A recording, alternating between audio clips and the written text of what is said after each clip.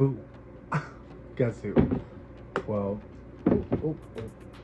welcome back to the channel. Today we're actually going to be potting up this beautiful Monstera Compacta Lemon Lime. I'm really excited to see how this gets when it gets a little older, because I know the Compacta gets like a different shaped kind of leaf, and I'm excited just to see it. So I'm gonna put it on a pole.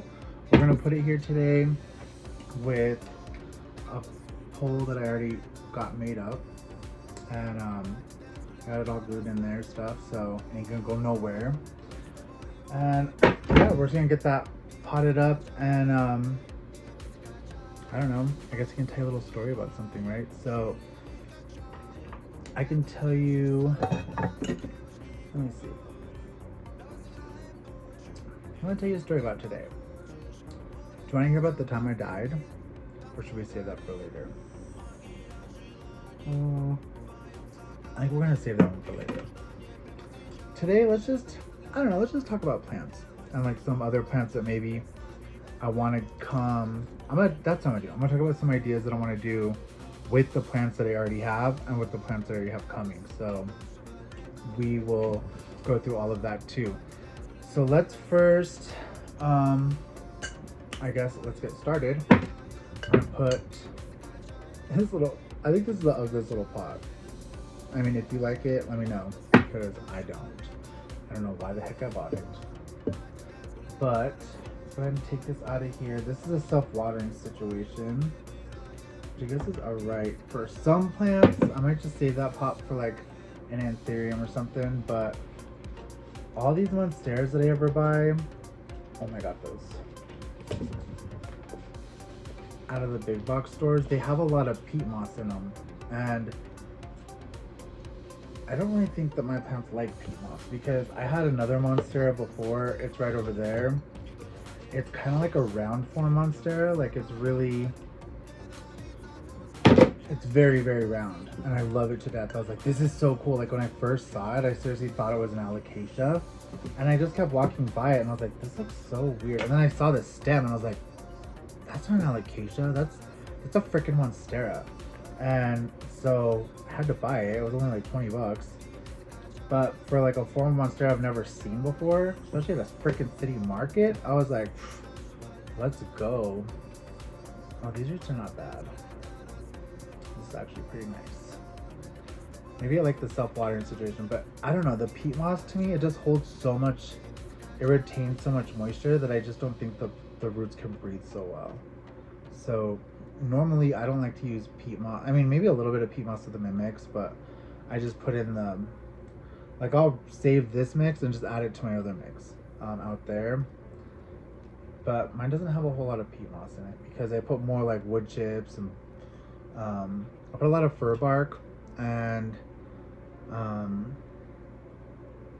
what else am I trying to say? I put some worm castings, and then I also put some a lot of charcoal. I do a lot of the charcoal because I know that charcoal is good for, it like gets rid of disease and fungus and stuff, and it's just good for, just love it, good for aeration. So there's my little roots cleaned off a little bit. Let's set this back in here for right now. Yeah, so actually that's one of the round monstera that I'm talking about. That's actually a monstera that I really want to get on a pole as soon as possible, because it's starting to look like it wants to climb, and I really want to put that on a pole so like it can actually take advantage of that, you know what I mean? And I'm gonna do a much taller pole so that I don't have to change that shit out all the time, because that's gonna be, honestly, I live in like a small bedroom. I don't really have room for all these monsteras. I don't know why I keep buying monsteras, but it's really my favorite. Like, look how pretty these are. They're just so beautiful. So yeah, I love them. All right, let's see. I love it, I love it, I love it a lot. All right, now let's get this one. Oh, hold on, I'll be right back. I need to go put some moss. I'll be right back. Ciao for now. Give me a second. Okay, got the moss. So we're gonna start off by stuffing this whole stuffing this whole thing with moss in this pipe. And so after this, I'm gonna go through some plants and just show you guys some of the plants that I have that I want to pot up, and like some ideas that I have on how to pot them up. Maybe get some of your input on it if you want to leave it. If you want to leave me some input, that'd be great. But I think I know what I want to do. And I'll show you that because I have a lot of really cool stuff, and I like to plant things like 2 or 3 to 1 pole, just so it looks like a more fuller statement. You know what I mean? Not just like one single plant, which I know once a plant grows out, it'll be a statement, but I know that. But still, like, it just gives it more character, I think. Like a wild look. And you got like 2 plants in a pot. You don't have to worry about repotting it too often. I really don't like to like repot my plants that often. And honestly, like with Monstera especially, I know the roots take over a lot. But like if you look at like, there's this picture online of like this really old 200-year-old Monstera that's like growing up and over this like Italian like archway, like a doorway, and it's so freaking pretty. But then you look like the little pot that it's in, it's like this tiny little pot, and you're like, how long has it been in that tiny ass little pot? You know what I mean? Like, if it's 200 years old, how old is that freaking pot? That's what I want to know. It's like, holy cow. Because you would think if you repotted it, you would put it in a bigger pot, right? I don't know. But I honestly, I don't like to repot my plants up too much. I mean, they're plants. It's not like God is repotting them very often. So when they're in nature. Oh. So I figured, just trying to make it as easy as possible. So usually I'll do like a bigger pot. I do like a bigger pot and just water it less. But I don't know. Plants are also just like a game of fuck around and figure it out. That's how I think of them. No one really tells you exactly what you should put in a plant because like everyone's growing situation is different. Like the altitude is different, the humidity is different, like the heat index is different everywhere. So like I could tell you like what I do, but I'm in Colorado with like a very dry ass climate. On regular, I have a humidifier here in my room, so it gets up to like 70 humidity at the most. Usually stays around like 55 to 60. Right now it's 45 because I just filled it up. But but like say like you got like someone like say in Florida, that's way more humid than it is here, or like Louisiana, or even New York City. I went to New York City once and I was like, oh my god, it's so humid here. Like this is crazy. It's kind of crazy. But I guess I was thinking it wasn't gonna be as humid there because it's so up north, but like you're right on the ocean, Lucas. Duh, there's humidity. But I mean, I don't know. So, but the point is, I can't really tell you how to grow your plants because everyone's growing situations are different in different parts of the world. You know what I mean? You know what I mean, Jelly Bean? Uh-oh. What's that? I am making a damn mess. And I just cleaned my room. I gotta clean it again after this. Alright. Let's take off this little flower. But back to some of the other plants that I want to show you guys. I have a philodendron breviaspathum red. It's one of my favorite all-time plants. It's so pretty, and I want to grow that up a pole. I'm looking for the right pot to put it in before I plant it up, but I want to grow that up a pole. Here, let me show it to you really fast. Give me just a second. Okay, so this is the philodendron breviaspathum red. It's got red on the back. Look how pretty it is. And when it gets bigger, it gets like really red. Like it looks kind of like muted red on this camera right now, but like when it's getting bigger, it gets like really, really red. And it's so pretty. It's got like the silver on the front. Beautiful. So I want to grow this up a pole with this other plant. Let me show you. This other plant is, and both of these plants came from Peru. This other plant almost looks like an Ernestii of some kind. But it's also, but it's, I mean, it's not an Ernestii, but it looks kind of similar. On the back, it's very red as well. You see? And it's so, like, it just captures your attention. But the thing is with this one, on the petioles up here, like right at the leaf, like where the leaf meets the petiole, it gets really wavy. So we call it a red wave philodendron. Oh, I freaking love it.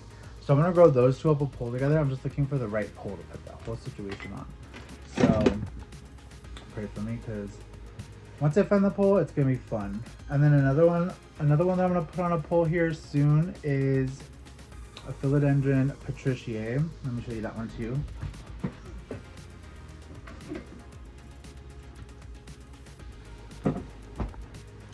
All right, I have the philodendron patriciae, which is right here.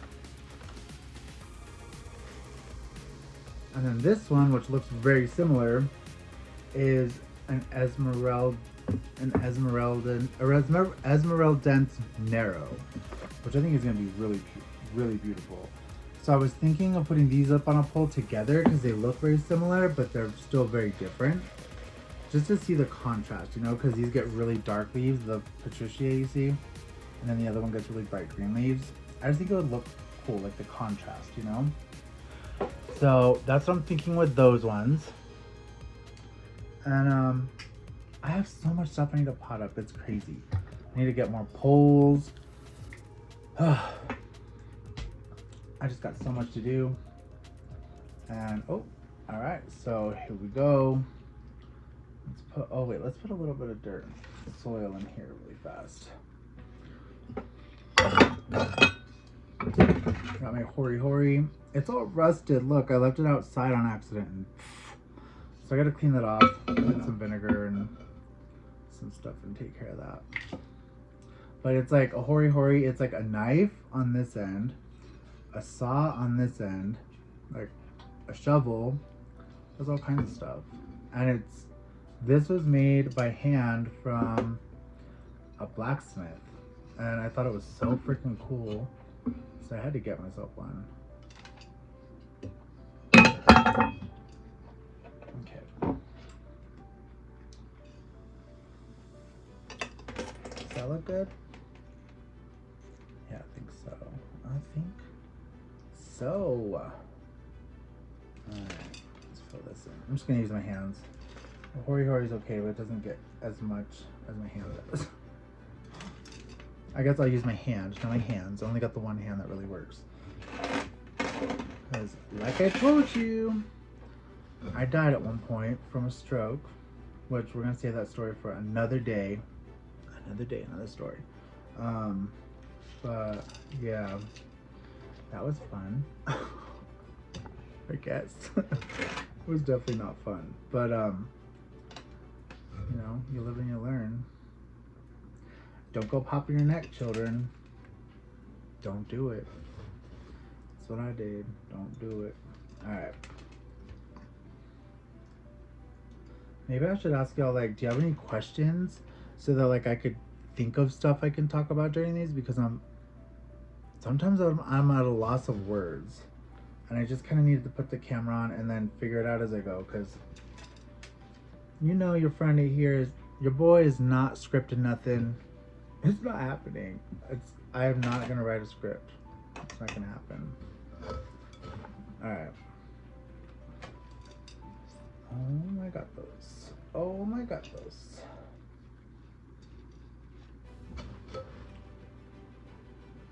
I could tell you guys where I got my oh my god those from. So I used to bartend and wait tables at a bowling alley here in Colorado called the Back Bowl, and I freaking loved working there. I was there for like 15 years or 16 years or something like that. But there's the kitchen manager. Her name is Norma, and she would always say, "Oh my gatos, Lucas Cedars, oh my gatos." And I was like, what? I didn't do anything wrong. Like if I ordered something wrong, "Oh my gatos, Lucas." I'm like, oh my gosh. So now it just kind of stuck in my brain as "oh my gatos," and I've always said "oh my gatos." So that's where I got my "oh my gatos" from Normitas. And I still say it when I see her. I'm like, "Oh my gatos, Norma." And she starts laughing at me when I see her at the grocery store or something.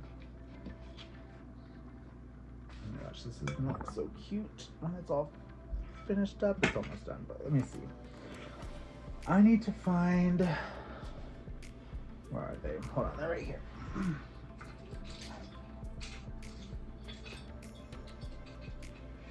Some of these little plant pins. Oh, let's see if you can see what I'm seeing. Oh my gosh. Oh my gosh. I got this. I got this. All right. Some of these little plant pins, you see them? They go pretty good. Just to pin whatever you got here next to it, right up on there. Boom. Maybe we'll do one more down here. So I just like to pin these here for a second, and then I'm gonna get some twist ties and tie it on.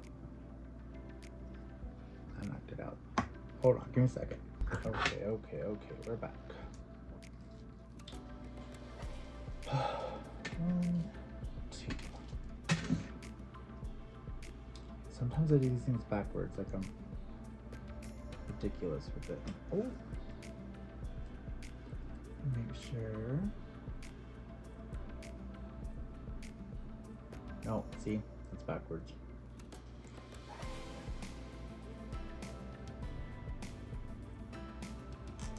I'm perfect. Oh my god. Alright, these pins are not working on this one. Scratch what I said. But these actually do work. Like, I'll show you another example in a little bit. But these little pins work better for like if something smaller is climbing up a bowl. Just to keep it attached, you know? Let's put this against these two bottom leaves.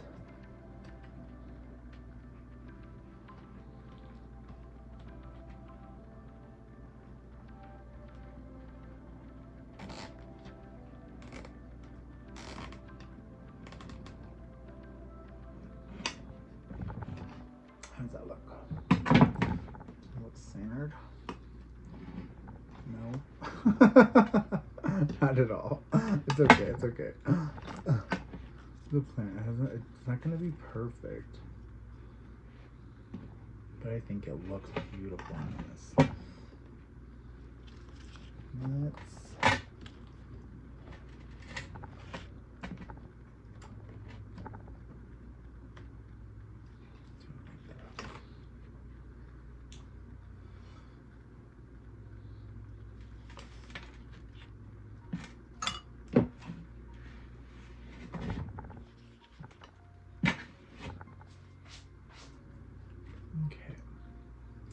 now,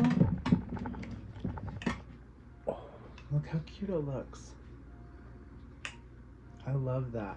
And with the black and white, like I just think it's like, kind of reminds me of like Beetlejuice. So, it's my Beetle. I'm gonna call this one, I think I'm gonna call this one Beetlejuice. That's probably what I'm gonna name him. Okay, let's do one of these. I don't know if you saw my last video, but these are what I put in the top of my moss pole, and then I put a water bottle in it, and it waters the moss pole perfectly, like every time. So let me put that real fast.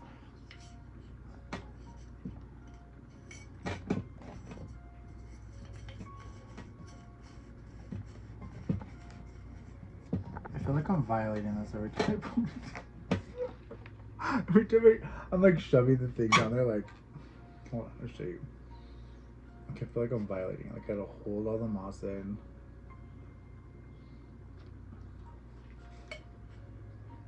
And like screw it down in there.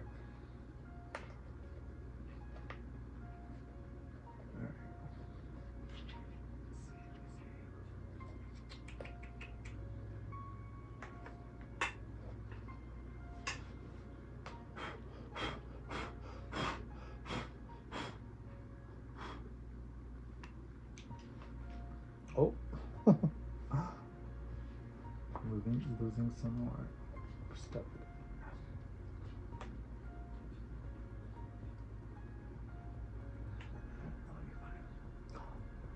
Look how cute! It's my Beetlejuice. So it's my Beetlejuice monster. Isn't that cute? It's not. That's not what it's called, a Beetlejuice monster. That's what I'm naming it because of the pot. So.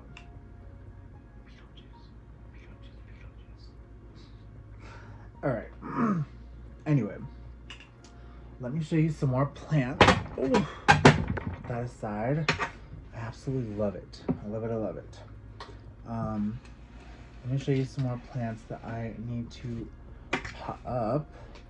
Let me see. Okay. So, remember I always said that, you know, I live in a small place and I don't have all this room for all these monsteras, but I just keep getting monsteras because they are my favorite. I love monsteras and I love philodendron, the two biggest growing things out there. But this was a gift that was given to me, and look how cute. It is a Monstera white monster, and I love that. I cannot wait to see this one get bigger. So I'm gonna put that on a pole as soon as possible. I kind of like it, like, and I've never really done anything in pond like this, like a self-watering situation. That's how it was given to me, and I definitely want to pot it up in something. I think I'm gonna wait until August to do this one though, for a particular reason. I'll tell you that later. Because the person that gave me this is they actually came up with their own soil as well. So like before we were doing the Grow Queen soil and the Grow Queen fertilizer, well, this friend of mine who just recently moved here, he is coming out with his own soil, and so I was like, well, I want to try that. So I'm going to try that with the Monstera, so I'm excited for that, and he's going to do the soft launch on August 8th. So I'm so excited for that. I'll give you more details on that later on. And then, yeah, so there's my Monstera white monster. Now, here's another one that I got recently. I got to pot it up into something different. The reason I say different is because it's an anthurium, and it's clearly a very different looking anthurium. It is an Anthurium SP mutated. Look how freaking cool that looks. Like, it looks like it's variegated. It looks almost like kale. I don't know. But it gave me a new leaf, so that's exciting.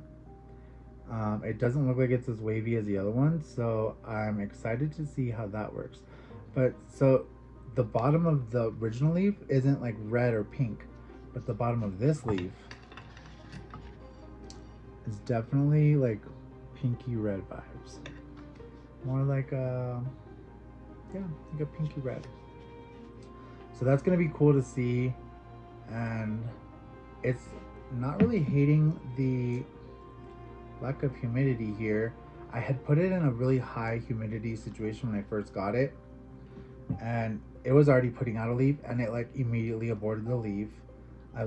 It came with 2 leaves, and then it put out a 3rd leaf, and then it aborted 1 leaf, and then the other leaf that was coming out was not coming out good. So I was like, clearly this one doesn't like too much humidity. So this one might be perfect for me here. We'll see. We'll see. Another one that I want to get potted up on something bigger is,